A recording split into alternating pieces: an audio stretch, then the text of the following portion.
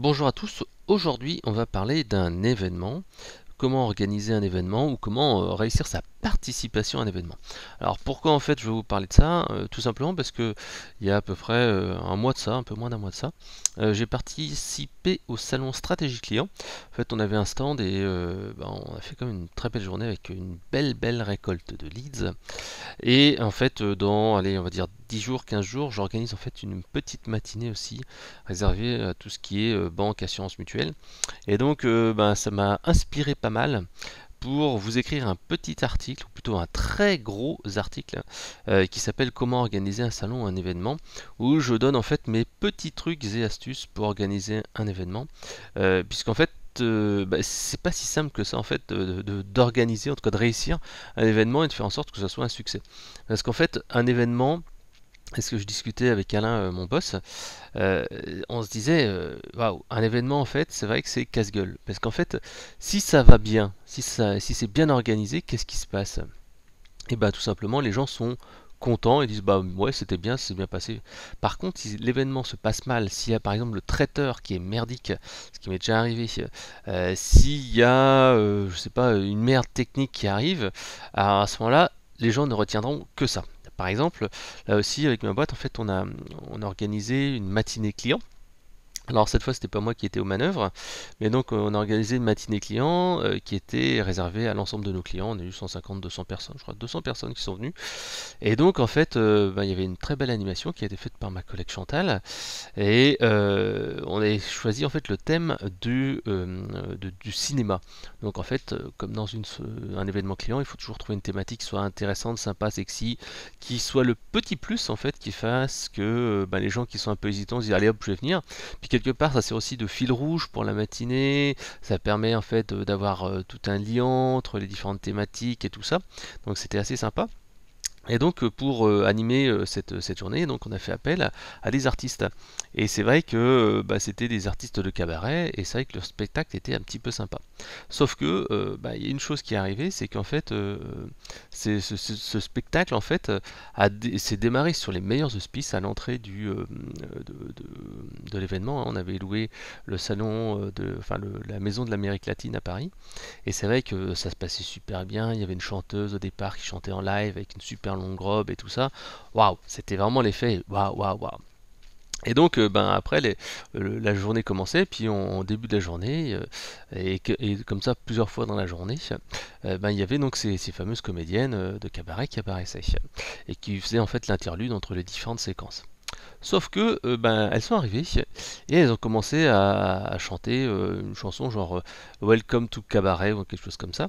Et c'est là qu'elles ont commencé à se déshabiller et clac, je ne sais pas si vous imaginez, à 9 heures du matin, quand vous voyez en fait dans un événement professionnel quelques nanas en string, alors c'était pas du tout vulgaire, hein, c'était plutôt dans l'esprit cabaret, mais c'est vrai que ça a jeté déjà pas un froid, mais ça a mis tout de suite une ambiance particulière dans la journée. Et après, au final, c'est vrai que les petites interventions étaient beaucoup plus rhabillées, hein, c'était la seule qui était un petit peu, comment dire, un petit peu sexy. Et c'est vrai que ça a été la seule chose qu'ont retenu quasiment les gens de l'interne. Alors les clients, pour eux, ça leur a pas posé trop de problèmes, à part quelques-uns qui ont fait quelques petites remarques. Bon, voilà.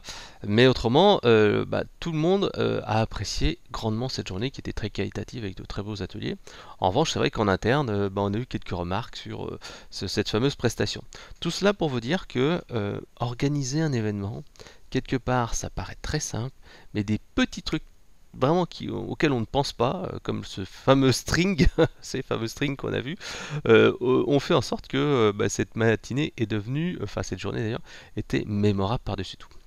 Alors justement, dans cet article-là, je vais vous donner 25 conseils pour organiser votre événement. Ensuite, 26 bonnes pratiques pour organiser un Tour de France, parce qu'aussi ça, j'ai fait pendant des années avec un gros éditeur de logiciels de gestion. Donc là, j'étais participant, et donc j'en ai fait des Tours de France dans tous les villes enfin les grosses villes de France. Et c'est vrai que je vous donne un petit peu mon retour d'expérience là-dessus. Et puis à la fin, je vous donnerai quelques petites astuces supplémentaires et quelques petits conseils pour avoir des retombées presse après un événement. Alors là, dans cet enregistrement, malheureusement, j'aurai pas le temps de vous faire la totale parce qu'en fait, c'est un dossier qui est énorme. Je crois qu'il fait plus de 10 000 mots. Donc je vous invite en fait à aller sur mon blog conseilmarketing.com et aller voir l'article comment organiser un salon en événement. Là on va se faire déjà la première partie avec les 25 premiers conseils. En attente, moi ce que j'aimerais bien, si vous pouvez me mettre dans les commentaires, que ce soit la vidéo YouTube, le podcast sur iTunes, etc.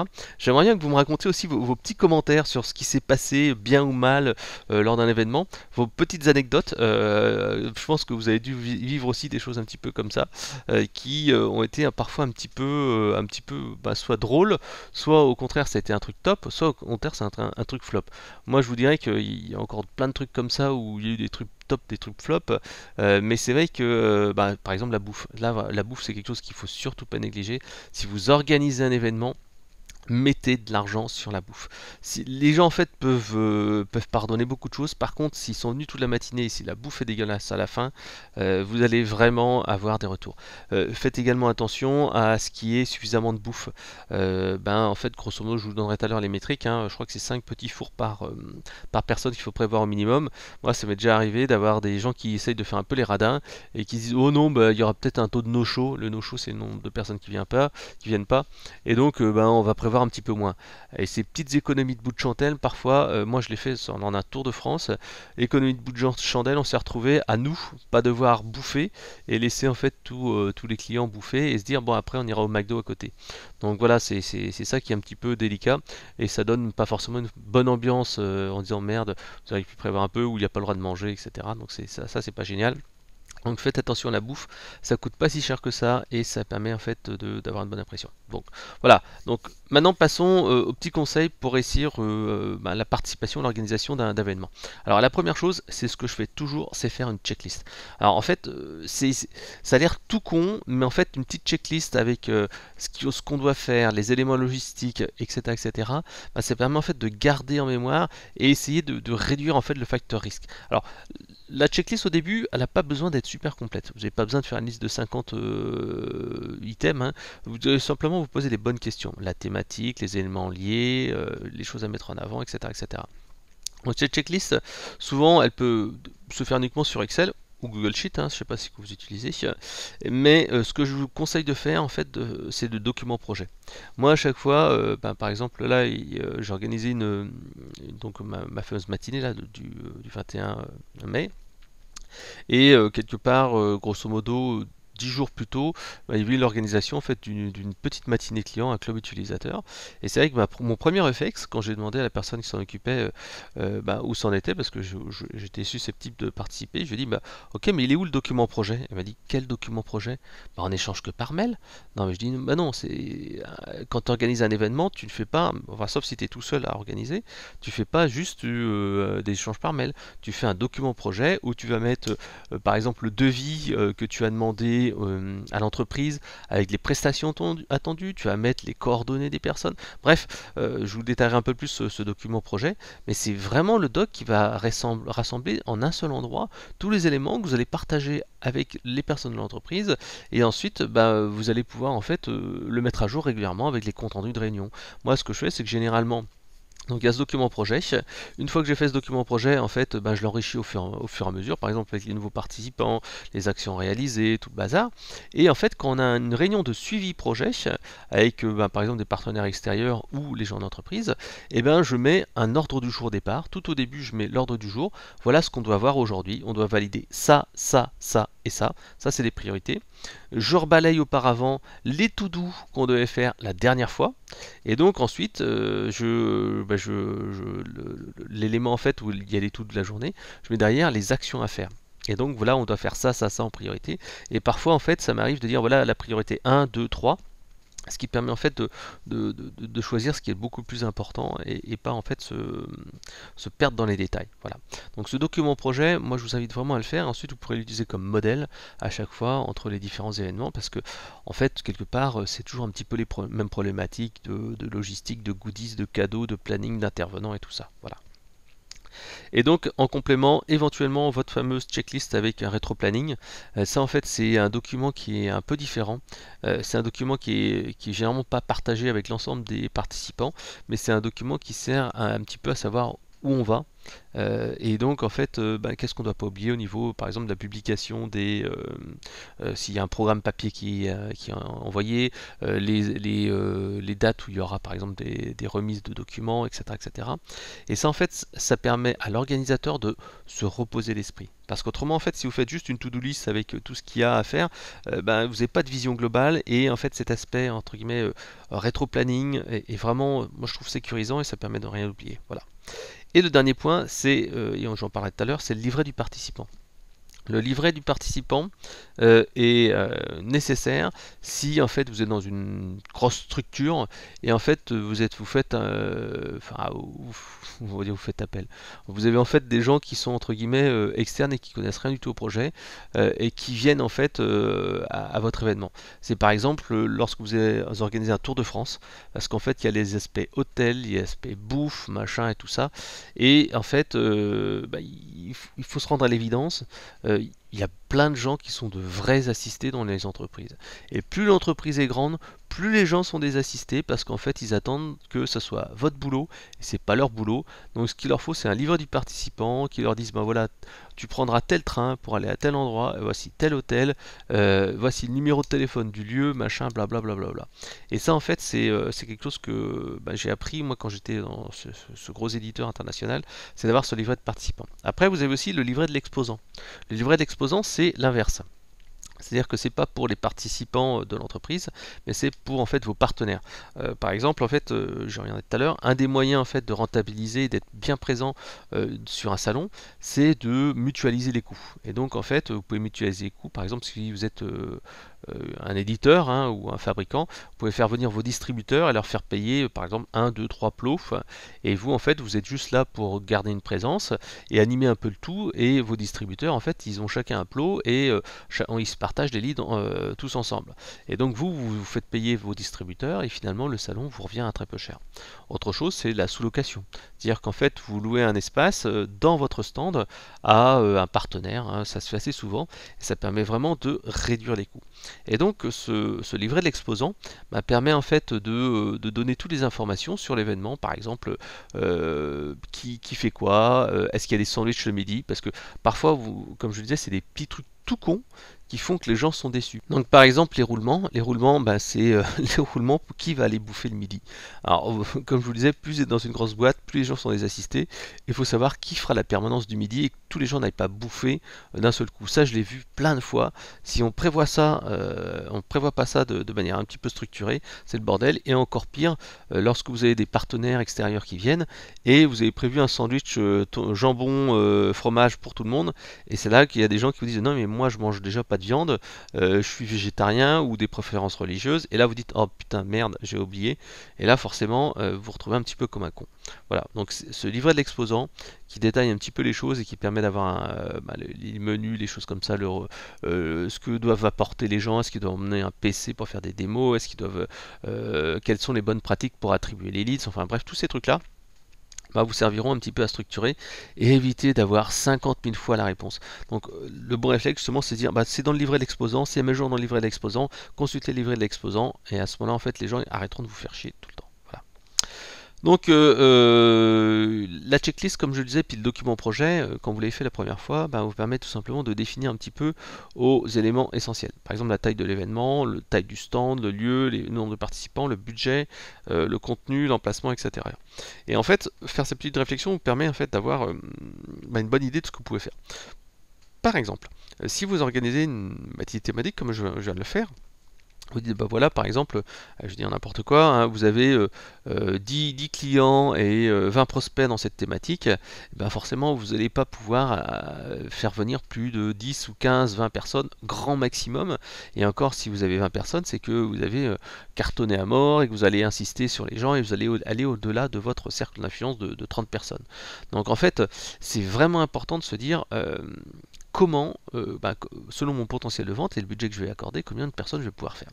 Par exemple, moi la matinée que je vais faire en fait le 21, c'est une soirée, c'est une matinée banque assurance mutuelle. Qu'est-ce qui se passe? Vous savez comme moi que dans la banque, allez, il y a allez, on va dire, il y a 10, une dizaine de banques maximum. Dans le domaine des mutuelles assurances, allez, peut-être il y a allez, 100, 200, allez, 100 boîtes qui existent en France qui ont un petit peu de taille. Donc grosso modo, bah, vous avez allez, 110, 100, 100, 110 entreprises qui comptent. Donc bah, si déjà vous en ramenez la moitié, c'est déjà énorme, c'est un énorme travail. Donc en fait, vous comptez jamais 50, c'est un truc de folie. Et donc si bah, vous faites un bel effort, vous pouvez vous dire, bah voilà, j'aurai peut-être 40, allez, 30, 40, et avec un taux de no-show hein, de 30 à 40%, et bien grosso modo, bah, j'aurai allez, 30 participants. Bon, juste, voilà, c'est pour vous donner un petit ordre d'idée. Donc comme ça vous permet un petit peu de calculer et pouvoir dire, bah attends, mon objectif c'est d'avoir, par exemple, je ne sais pas, de faire 2 ventes avec ce truc-là, hein, parce que bah, vous avez des cibles grands comptes. Donc vous dites, bah si je veux faire 2 ventes, bah, faut que j'ai au moins, allez, on va dire 5 à 10 démos ou présentations, rendez-vous clients. Donc 5 à 10 rendez-vous clients, bah faut que j'ai peut-être allez, au moins 20 ou 30 personnes présentes, quoi.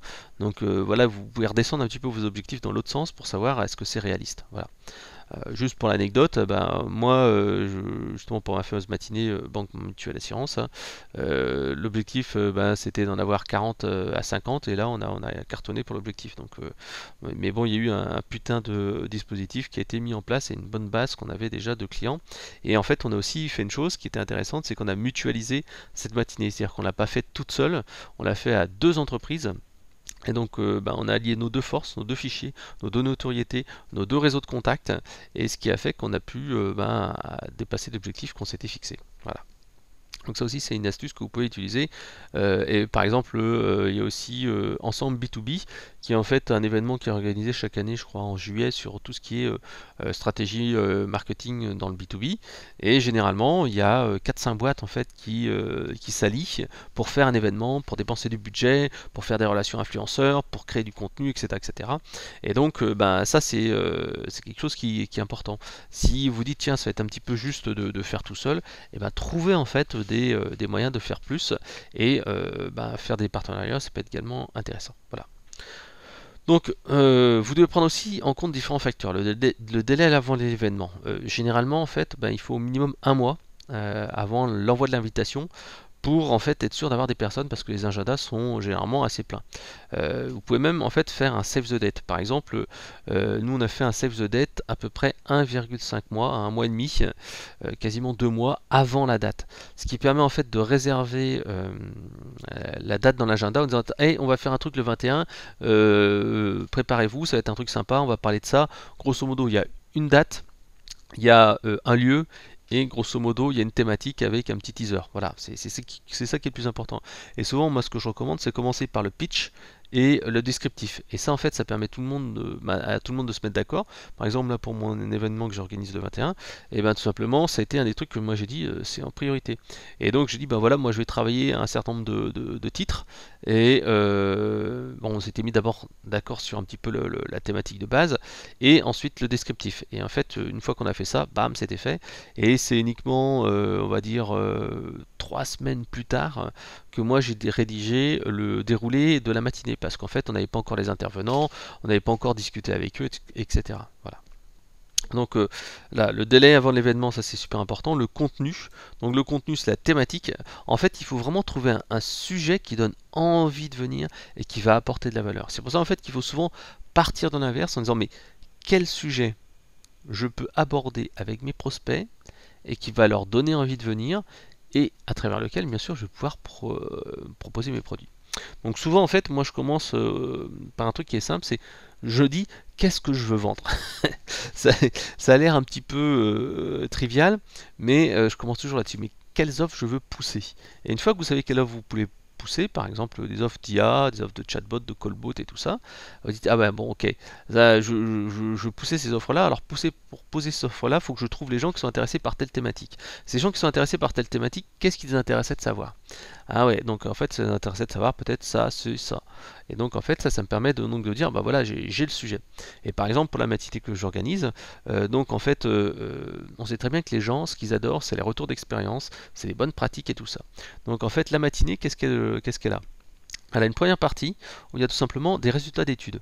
Des résultats d'études sur le secteur d'activité banque mutuelle assurance. C'est-à-dire qu'en fait, on utilise nos outils d'analyse sémantique en ligne pour aller crawler tout ce qui est forum, site d'avis, etc.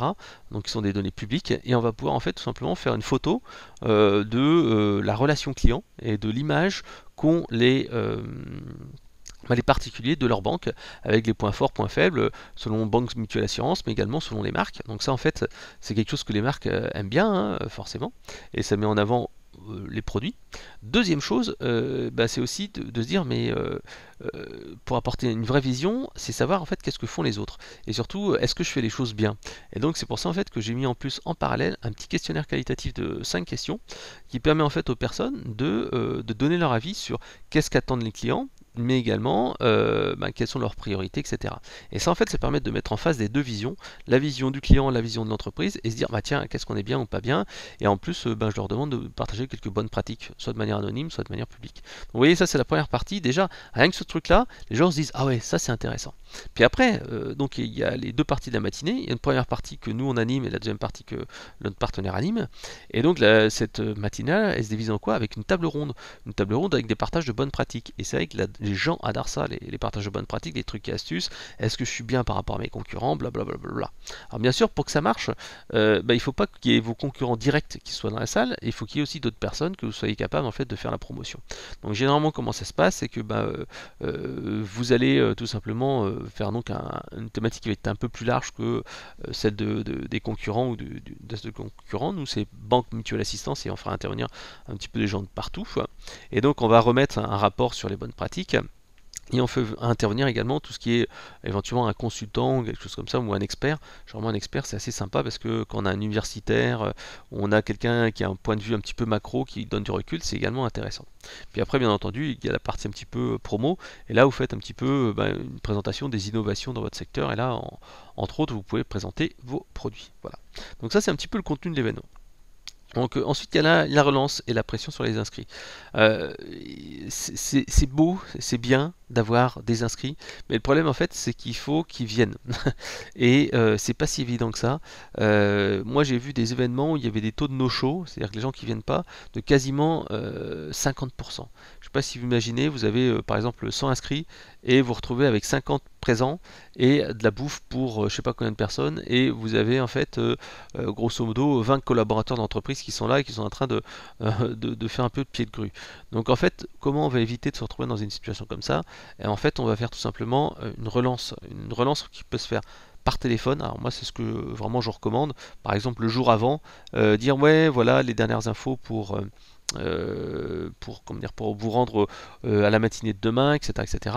Donc en fait ça c'est quelque chose qui est important parce que ça permet en fait de mettre une pression aux participants sans pour autant être trop harceleur.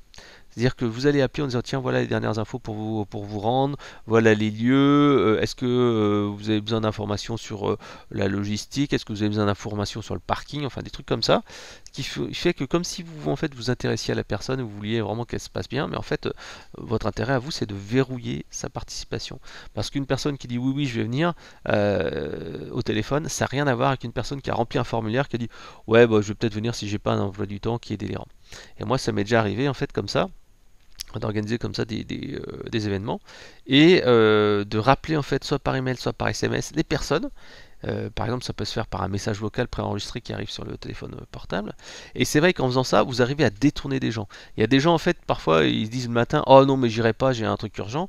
Vous les appelez au téléphone, ils disent ah ben alors qu'est-ce que tu fais? Je t'attendais.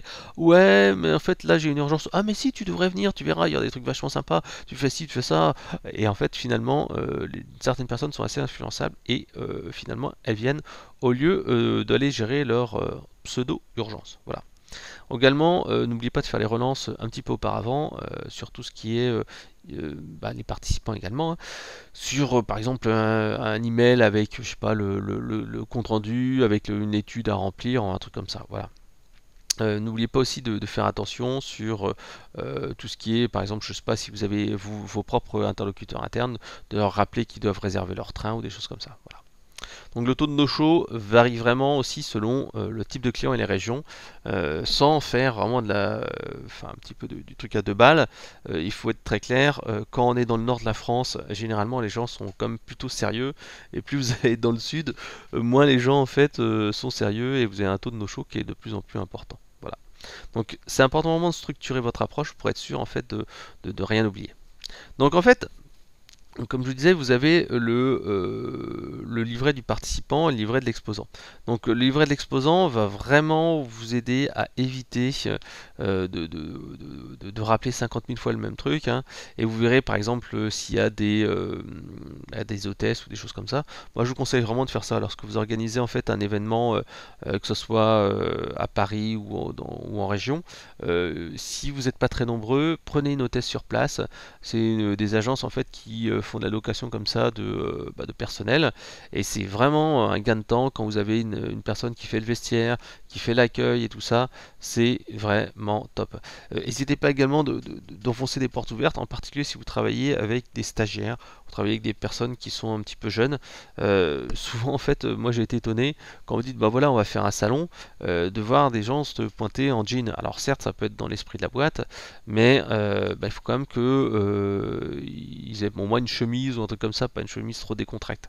Donc voilà, on peut également aussi prévoir un truc, c'est par exemple des tenues. Vous pouvez présenter par exemple l'entreprise en proposant au personnel des t-shirts ou des polos. Généralement le polo passe pas mal parce qu'en fait le t-shirt ça fait un peu décontracte, le polo c'est un peu entre les deux, et si c'est un polo de bonne qualité avec une couleur un peu flashy ou un visuel un peu sympa, ça peut être sympa. Voilà, donc moi je vous invite vraiment à soigner la petite présentation. N'hésitez pas également à faire appel à une mascotte. Si vous avez un logo avec une mascotte, avec une bestiole, faites imprimer un costume qui ressemble à ça. Vous allez voir, c'est assez sympa. Et ça permet un petit peu de donner vie, donner un côté humain, original. Et la mascotte peut aller comme ça draguer des clients dans le couloir. Et c'est assez cool. Si vous n'avez pas en fait de mascotte, vous pouvez aussi vous amuser, par exemple, à acheter un déguisement. Je sais pas si vous faites du growth hacking, vous prenez des déguisements de pirates, vous verrez, c'est assez sympa, ça met un petit peu d'ambiance, les gens se disent mais qu'est-ce que vous faites, etc., etc. Ce qui est important également, en fait, généralement avant un salon, quand vous participez à un événement ou que vous organisez un événement, il y a toujours un brief le matin. Le brief le matin, c'est toutes les équipes, en particulier les équipes commerciales, qui doivent être réunies par le directeur commercial ou le directeur de la boîte ou le directeur marketing, et en fait, il va briefer les équipes en leur disant bon voilà, aujourd'hui il faut faire ça, ça, ça, n'oubliez pas là il y a le livret pour prendre les contacts, ici vous faites ça, il y a la promotion et tout ça. Et surtout à la fin, on doit dire une info qui est importante, prenez du plaisir. Prenez du plaisir à cette journée.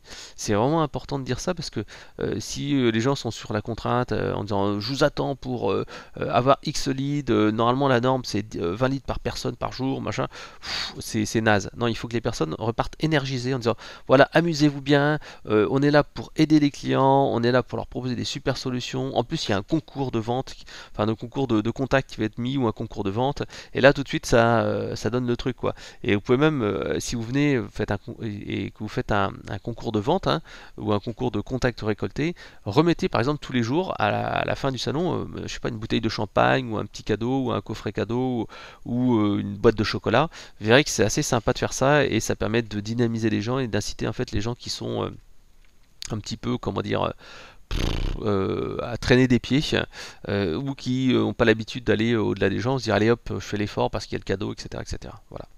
Donc dans le livret, vous allez tout simplement aussi livret du participant, hein, rappeler un petit peu les nouveaux produits. Qu'est-ce qu'on doit faire quand on doit remplir une fiche prospect, par exemple qu'on doit agrafer une carte de visite, les promotions, quand est-ce qu'elles sont valables, si on participe à un salon, est-ce qu'il faut venir avec son badge ou on peut rentrer autrement, les horaires pour arriver le matin, ça aussi c'est vraiment important. Parfois dans certaines boîtes, en fait, je vois que tout le monde est obligé de se pointer à 8h30 pour un salon qui commence à 9h, 9h15. Non, en fait, pas pointer tout le monde 30 minutes en avance. Par contre, les gens du marketing, je sais pas, une ou deux personnes commerciales doivent être là un petit peu en avance pour remettre bien le stand et tout ça. Donc c'est vraiment important de faire ça. Donc briefer donc le comportement attendu sur le salon. Bon, alors il y a des choses choses à faire et des choses qui ne sont surtout pas à faire. Alors Si vous allez un petit peu draguer les prospects dans les couloirs, moi c'est ce que je fais tout le temps, évitez absolument les est-ce que je peux vous aider? Ou vous voulez des informations? Non, ça c'est à éviter parce que c'est comme dans un magasin, vous allez avoir l'info non, non, je regarde, je vais juste regarder, non, je suis juste là en curiosité. En fait, vous allez avoir des gens qui vont dire non. Donc, qu'est-ce qu'il faut dire? Il faut en fait tout simplement avoir une accroche qui va inciter les personnes à répondre par oui ou non, et généralement par oui, ce qui va permettre après d'aller entamer la discussion. En fait, moi j'utilise beaucoup comme accroche, c'est est-ce que vous connaissez nom de la marque? Par exemple, est-ce que vous connaissez Eloquent? Et vous dites bonjour, hein, bien sûr, j'ai oublié de vous le dire, en fait bonjour, avec un bonjour, mais qui n'est pas un bonjour, mais qui est vraiment un bonjour. Vous devez en fait avoir le sourire dans votre voix, dire bonjour, est-ce que vous connaissez Eloquent? Et là, en fait, les gens en fait vont dire non, je connais pas, qu'est-ce que vous faites? Et là, voilà. Et en fait, le but c'est d'avoir un oui ou un non. Et un non. J'ai aussi un de mes collègues qui adore en fait utiliser est-ce que vous auriez un court moment à m'accorder? Et donc en fait, les gens forcément ils disent souvent oui, oui, ok, d'accord, je vous accorde un court moment. Voilà. Donc ça, c'est des choses qui sont assez simples à mettre en place et qui peuvent véritablement vous aider à aller draguer des prospects dans les couloirs.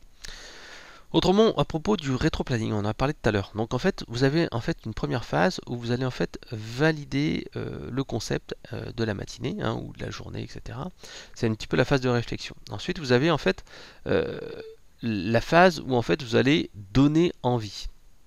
Donner envie, c'est qu'est-ce qui va faire que les gens vont venir. Donc en fait là, vous êtes dans la préparation, l'organisation, la promotion. Ensuite, en fait, lors de l'événement, vous avez tout ce qui est les animations, la création d'interactions. Et là, en fait, c'est par exemple les concours, les promotions. Et après, derrière, il y a tout ce qui est l'exploitation post-événement. Et en particulier, c'est relancer, monétiser, etc., etc. Ou remixer les contenus. Parce que vous avez par exemple des conférences, vous avez peut-être fait des interventions, des témoignages de clients. Et après, l'intérêt, c'est d'aller les récupérer. Voilà. Donc le plus dur c'est vraiment de tenir des deadlines. Alors vraiment, si vous passez avec des intervenants extérieurs, faites toujours en sorte qu'il y ait des marges de sécurité parce que les gens sont tout le temps en retard. Donc prévoyez toujours quelques jours au cas où. Voilà. Si vous faites en fait appel à un standiste pour créer des stands, donc vous participez à un événement, demandez bien sûr une maquette 3D de votre stand. C'est vraiment important et ne vous fiez pas uniquement à des plans comment dire, en 2D.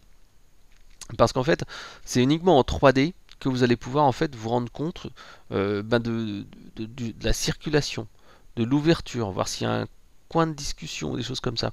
En fait, vous devez vous dire, bah tiens, si un client il arrive, qu'est-ce qui se passe?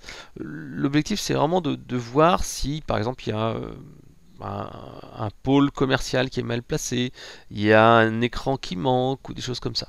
Le principe général, c'est d'avoir un stand le plus ouvert possible. Il faut surtout pas le fermer.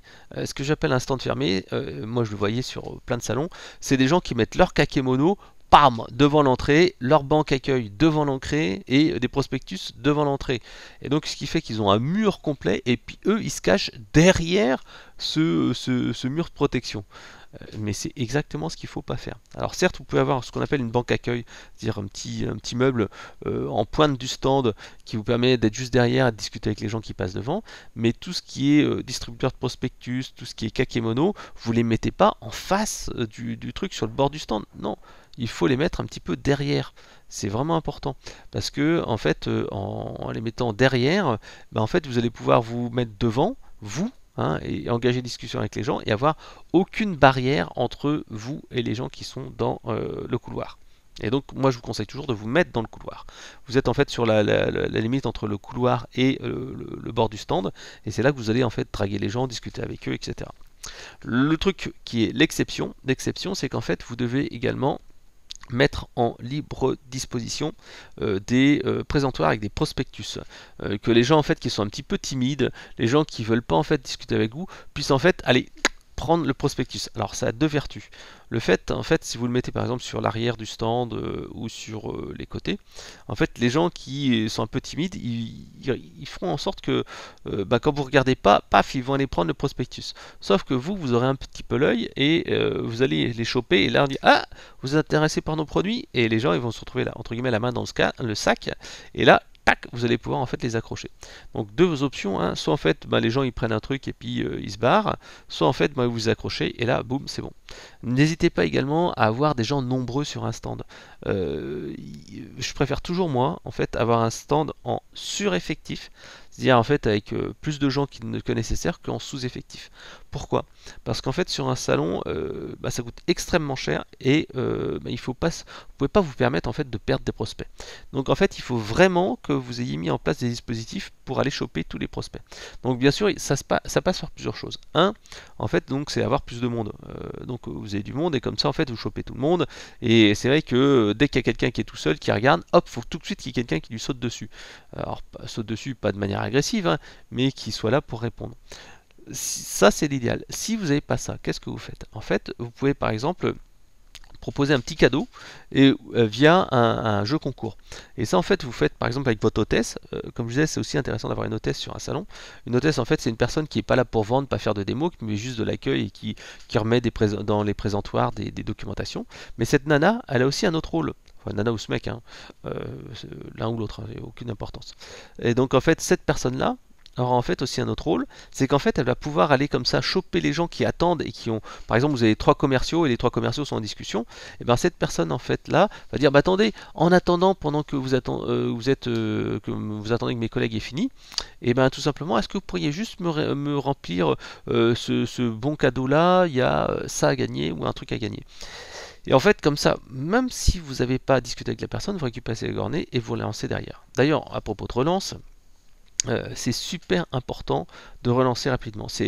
Il y avait en fait le directeur marketing de Alcatel-Lucent que j'ai rencontré il y a quelques temps de cela, qui m'avait dit que le temps de vie d'un lead sur Internet, c'est à peu près 3 heures. Et donc si après 3 heures vous relancez un prospect, qu'est-ce qui va se passer? Et en fait il aura contacté déjà 2-3 de vos concurrents, il y en a peut-être un ou deux qui l'aura appelé, donc en fait vous arriverez après la bataille. Et pour un salon ou une conférence, c'est la même chose.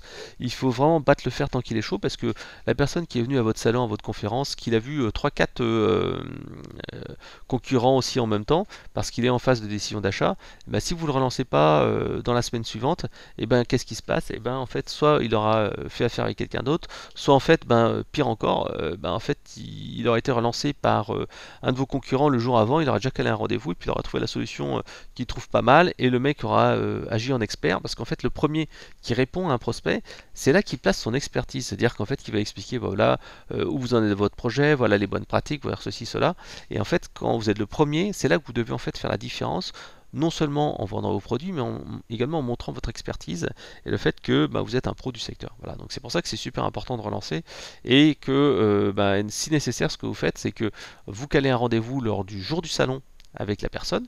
Donc vous prenez directement votre agenda. Maintenant avec un smartphone, tout le monde a son agenda qui est synchronisé, donc vous calez une date. Si vous ne pouvez pas le faire, en fait ce que vous faites c'est que juste tous les soirs ou à l'issue du salon, vous en fait faites une review de tous les leads que vous avez récupérés avec l'équipe commerciale en disant c'est du chaud, c'est un projet chaud, c'est un produit froid, un projet froid plutôt. Généralement ce que vous faites c'est dans la fiche contact, vous marquez en fait votre projet il est à quel horizon, c'est plutôt maintenant, c'est un mois, 2 mois, un an, et en fait comme ça hop tac vous notez si c'est un projet chaud, un projet froid, et comme ça en fait vous pouvez relancer en priorité les gens qui sont en projet chaud. Voilà. Donc ça c'est des trucs importants. Autrement, si vous organisez une matinée, n'oubliez pas, faites toujours des badges nominatifs. Alors les badges nominatifs, si vous organisez par exemple un petit déjeuner ou des choses comme ça, ça permet d'une part de vérifier que les inscrits sont venus, sont bien là, ce qui permettra de relancer les personnes, ce qui permettra en fait de dire tiens on s'était vu à tel événement, blablabla. Bla bla bla. Donc c'est important donc d'avoir cette liste à jour et d'imprimer cette liste, et ça permet également de distinguer lors d'un événement qui est un client, qui est un partenaire, qui est un prescripteur, etc., etc. Donc vous avez plusieurs choix, soit en fait vous faites des étiquettes à coller. Moi je trouve pas ça terrible, je l'ai déjà vu dans certains événements. Alors parfois ils disent que c'est des étiquettes qui peuvent se décoller sans problème. Moi ce que je préfère vraiment c'est soit les badges en plastique à coller avec des cartes en fait de format carte de visite, ou alors les tours de cou. En fait c'est simple, les tours de cou ça fait un peu grossier, mais au moins c'est hyper lisible et c'est facile à faire, donc vous donnez un petit tour de cou. Alors le tour de cou généralement vous l'avez plutôt pour les gros événements. pour une petite journée, moi je vous conseille plutôt de faire le format carte de visite qu'on agrafe en fait comment dire, au blouson. Ça fait un peu plus élégant, le tour de cou fait vraiment un peu masse volume. C'est là que vous retrouvez grosso modo les événements avec un très gros volume. Voilà. N'oubliez pas également d'envoyer à vos VIP, intervenants externes, clients qui participent à des conférences, des badges en avance et venez les chercher à l'entrée. En fait, il faut quand même les remercier d'être venus. Et ils n'aiment pas trop faire la queue généralement. Donc voilà, pour les VIP, prévoyez un petit système qui peut vous appeler sur le portable ou des choses comme ça. Voilà. Autrement, sur la promotion d'événements. Donc la promotion d'événements, n'oubliez pas bien sûr certes de prévenir vos clients, mais surtout vos prospects. Surtout si vous participez à un salon où il y a tous vos concurrents. Alors s'il y a un salon où il y a vraiment vos concurrents, moi je vous invite à pas trop inviter vos clients. Pourquoi? Parce que vos clients peuvent très bien aller voir chez vos concurrents et se dire oh putain, waouh, ils ont des super produits. Donc concentrez-vous plutôt sur vos prospects et leur dire venez nous voir. Vous pourrez discuter avec le boss, etc., etc. Si en revanche vous faites une matinée client et qu'il n'y a que vous, oui, là bien sûr vous faites un focus sur vos clients et vous proposez même ce que moi j'appelle des rendez-vous one-to-one. C'est des rendez-vous business avec les big boss, donc le DG de l'entreprise avec votre responsable clé du client. Ça c'est quelque chose qui est vraiment très intéressant en B2B parce que ça permet de se discuter en fait d'égal à égal, de vraiment rentrer à fond sur des problématiques et c'est super apprécié parce qu'en fait les gens peuvent vraiment ouvrir leur cœur et pour les patrons, pour les boss, ça leur permet aussi d'avoir un coup de pied au cul, de savoir ce que pensent en fait vraiment les clients des produits. Donc prévoyez toujours comme ça 2-3 sessions de rendez-vous one-to-one ou alors plus, parfois ça peut être une journée non-stop avec des rendez-vous one-to-one entre vos top clients et les boss. C'est toujours un moyen d'arrondir les angles, de débloquer des choses et tout ça. Voilà. Donc également, capitalisez bien sûr sur les réseaux sociaux, vous allez faire la promotion. Sur un événement, ce qui est essentiel, c'est de participer à des conférences. Être présent sur un stand, c'est bien, mais généralement pour moi, ça représente, je veux dire 50-60%, allez, peut-être 70% de la réussite d'un salon. Allez, je dirais même 60%. 60% c'est le stand, 40% en fait c'est les conférences auxquelles vous allez participer, les ateliers, tables rondes, etc., etc. Parce qu'en fait c'est le moment en fait de montrer votre expertise devant tout le monde et c'est là en fait que vous allez toucher en fait une cible beaucoup plus importante. Donc si vous n'avez pas la possibilité de participer à un salon, demandez à participer à des conférences. Ça vous coûte beaucoup moins cher et au moins vous allez avoir un minimum de visibilité. Voilà. Donc ça c'est vraiment important. Après, bon, vous pouvez faire d'autres actions, la pub dans les magazines, les tracts dans les sacs remis à l'entrée, la distribution de flyers. Bref, tous ces trucs-là vous pouvez le faire, mais soignez vraiment votre stand et les prises de parole. Et après le reste, en fait, c'est pourquoi pas. Mais encore une fois, quand vous, par exemple, mettez un flyer dans un sac, faites pas ce que je vois dans 99% des cas. C'est les mecs en fait qui mettent leur plaquette produit, plaf dedans ou leur fiche produit. Mais je dis mec, putain, mais t'as une chance sur 1 million que la personne elle soit vraiment intéressée qu'elle lise ta plaquette. Donc si vous faites en fait comment dire, une distribution dans un sac, mettez un document que soit en fait la personne va garder. Ça peut être par exemple, je sais pas, une clé USB avec un PowerPoint dessus, j'en sais rien. Ou alors ça peut être par exemple, je sais pas, un bon de réduction à acheter sur vos produits qui est valable tout de suite. Bref, il faut qu'il y ait un truc que la personne va pouvoir utiliser tout de suite. Ou alors ça peut être aussi un truc un peu qualitatif, par exemple, je sais pas, un livre blanc imprimé sur papier, ou je sais pas, une checklist sur papier, enfin bref, essayez pas en fait juste de vendre directement, ou alors si vous le faites, vous faites juste des bons de réduction, ou alors en fait vous allez en fait donner un truc qui va donner envie aux personnes d'en savoir plus. Voilà. Donc n'oubliez pas également, quand je parle de promotion, la promotion interne de votre événement. Les salariés en fait ils adorent savoir ce que fait l'entreprise. Parce que si l'entreprise communique sur, par exemple, la participation sur un salon, etc., ça leur valorise un petit peu. Ça dit, ouais, tiens, on a des trucs, on fait bouger l'entreprise, regarde, il y a les photos. Donc, mettez vraiment des messages, par exemple, sur votre groupe Facebook, sur l'intranet et tout ça. Et demandez-leur également de relayer l'information sur les médias sociaux. C'est vraiment important parce qu'en fait, dans la plupart des boîtes, les commerciaux, ils connaissent à peine les clients. Le marketing connaît à peine les clients. Par contre, en fait, c'est les gens qui sont en contact avec eux tous les jours, les gens qui font de la prestation, les gens du support et tout ça. En fait, c'est eux qui sont souvent en face à face et qui permettent en fait déjà d'inviter les gens, hein, dire tiens vous allez au salon, etc. etc. D'ailleurs vous pouvez même prévoir une incentive, moi je l'ai déjà fait en fait au niveau du support technique, pour inviter les gens à venir par exemple à une journée client, et tout simplement vous lui dites tiens en fait on fait une journée client à telle date, telle date, telle date, et puis voilà, voilà. Pareil pour les web séminaires. Donc en fait, le but c'est tout simplement d'informer les gens sur ce qui va se passer, mais également demander-leur de partager, liker. Moi je l'ai fait en fait une fois, chez un petit éditeur de CRM belge, et donc en fait on avait fait un petit concours de partage sur les médias sociaux, et c'est vrai que quoi, il y avait des lots qui étaient, allez, à somme toute assez ridicules. C'était je crois qu'il y avait du chocolat, il y avait une box éventuellement, une box week-end ou un truc comme ça, et c'est vrai que ça a été assez sympa parce que ça a permis de montrer les gens qui étaient vraiment moteurs, les gens qui sont un peu bougé les fesses, et c'était vraiment assez sympa quoi. Donc et puis une fois que vous avez fait votre événement, faites une petite vidéo ou publiez des photos sur les temps forts de l'événement, parce que les gens ont entendu parler du salon mais ils savent pas ce qui se passe. Est-ce que les commerciaux ils sont en train de se tourner les pouces, ou est-ce que c'était un vrai événement business? Donc ça c'est vraiment important, et donc leur montrer que on a bossé, que du monde, ça donne du baume au cœur à tout le monde. Alors, évitez bien entendu une chose qui est les photos de soirée, les photos drôles, parce que dans l'entreprise, les gens ils sont pas là pour dire putain et c'était une partie de plaisir pendant que nous on était au bureau à se taper les merdes. Donc en fait non, il faut montrer qu'il y a du business et tout ça. De même, pour vos commerciaux et toutes les personnes qui ont participé à un événement ou un salon, les personnes qui sont là-bas doivent avoir un objectif business. Alors ça se manifeste par deux choses. Quand vous avez par exemple, je ne sais pas, des personnes de la R&D, quand vous avez des personnes par exemple de la direction financière, quand vous avez des gens de la compta, etc., la consigne doit être claire. Quand vous êtes à un événement personnel, hein, que vous organisez vous-même, les gens ne doivent pas discuter dans leur coin entre personnes de l'entreprise. C'est vraiment important parce qu'autrement, moi je vois ça dans plein d'événements. Les gens en fait ils restent dans leur coin et ils discutent entre eux sur les dernières anecdotes et tout ça. Moi je dis toujours, il faut que ces personnes-là aillent discuter avec les clients. Et donc la consigne c'est simplement, je veux pas voir des gens en petits groupes qui sont en train de discuter par eux-mêmes. Je veux que si vous voyez un client seul, vous allez lui dire bonjour, vous allez vous présenter, vous aider les gens à, par exemple, à savoir où se trouvent les toilettes, où se trouve le buffet, vous discutez avec eux sur la bouffe, sur n'importe quoi. Bref, les gens, ils sont là. Il y a des gens qui viennent là, ils doivent être là pour échanger. Quand vous faites un événement client, ils sont là pour échanger avec les clients, ils sont pas là pour discuter entre eux. Ça, c'est vraiment merdique. Pareil, toutes les fonctions marketing, support, etc. S'ils viennent sur un salon auquel vous participez, ok, ils peuvent venir voir pour faire un tour.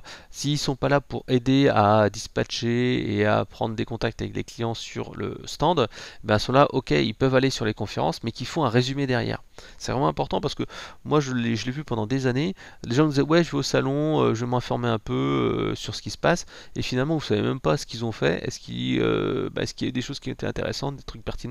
Donc demandez toujours à ce qu'ils prennent un minimum de notes et qu'ils les mettent après sur l'intranet ou sur un document partagé, que tout le monde puisse en fait visualiser. Ça c'est vraiment important parce que déjà d'une part ça va un petit peu freiner les gens qui sont venus là en touriste et qui arrivent à 10h et qui se barrent à 14h. Bref. Et ça permet également d'aller récupérer des infos. Vous pouvez même jouer les spies, c'est-à-dire que vous allez demander, je sais pas, un stagiaire qui va s'inscrire au nom d'une boîte qui est en création d'entreprise, et il va aller chez vos concurrents et puis il va essayer d'aller choper des news. Voilà, donc c'est vraiment important que les gens qui vont pour faire du business. Là, c'est pour la partie les gens des fonctions support.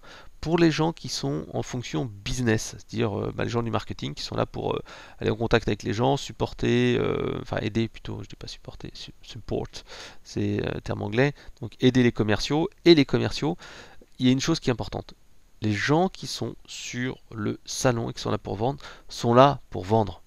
Moi, je vois en fait trop souvent sur les stands des commerciaux qui sont sur leur téléphone, des commerciaux qui sont sur leur PC, des commerciaux qui discutent entre eux, qui rigolent. Et de temps en temps, il y a un client qui arrive et qui, excusez-moi, je voudrais une présentation. C'est pas possible ça. Donc en fait, la consigne c'est vraiment simple, c'est quand vous êtes sur un stand, et ben vous vous mettez en position d'attente et vous allez au-delà du client. Et donc en fait le réflexe c'est vraiment là-dessus quoi. Et c'est pas je discute entre nous, hein, on discute de soi, on s'assied sur un siège et puis on attend. Non, il faut vraiment aller être concentré là-dessus et pas regarder son portable. Bon, bien sûr, on peut regarder son portable de temps en temps, mais on doit pas être non-stop à regarder ses mails, à aller prendre des coups de fil, etc. Sauf si, bien entendu, ben, le stand est pas débordé par les prospects. À ce moment-là, bon, ok, d'accord, tu fais ta petite pause, mais s'il y a vraiment de l'afflux, s'il y a vraiment du monde de manière régulière, non, tout le monde doit être 100% focus là-dessus et aller choper les prospects. Donc voilà, en fait, je suis arrivé qu'au 8e conseil. Et il y en a plus d'une vingtaine. Et là, la vidéo fait déjà un petit moment. Donc, si bah, vous voulez en savoir plus, je vous invite à aller voir cet article, hein, comment organiser un salon ou un événement. Et bah, vous en avez toute une dose. Là, on a à peine fait 10% de l'article. Et vous verrez, il y a des choses qui sont assez sympas. Je vous ai même mis des photos du dernier salon auquel j'ai participé, avec des petites idées, des choses sympas. Et n'oubliez pas, hein, bah, j'aimerais bien en fait avoir vos petites anecdotes aussi, vos petites astuces sur comment réussir un salon, les choses qui ont merdé, vos anecdotes. Donc mettez-moi ça en commentaire, ça me fera bien plaisir et je pense que ça fera bien aussi marrer les autres. Et puis enfin, pour finir, hein, si cette vidéo vous a plu, ben, mettez-moi une petite étoile, une petite note. Ben, ça m'aide toujours déjà à être plus visible et puis ça me motive en fait à faire d'autres vidéos. Voilà. Allez, j'espère que ça vous a plu en tout cas. Et ben, mettez un petit pouce bleu, mettez une petite note et ben, merci, puis à bientôt. Ciao, ciao.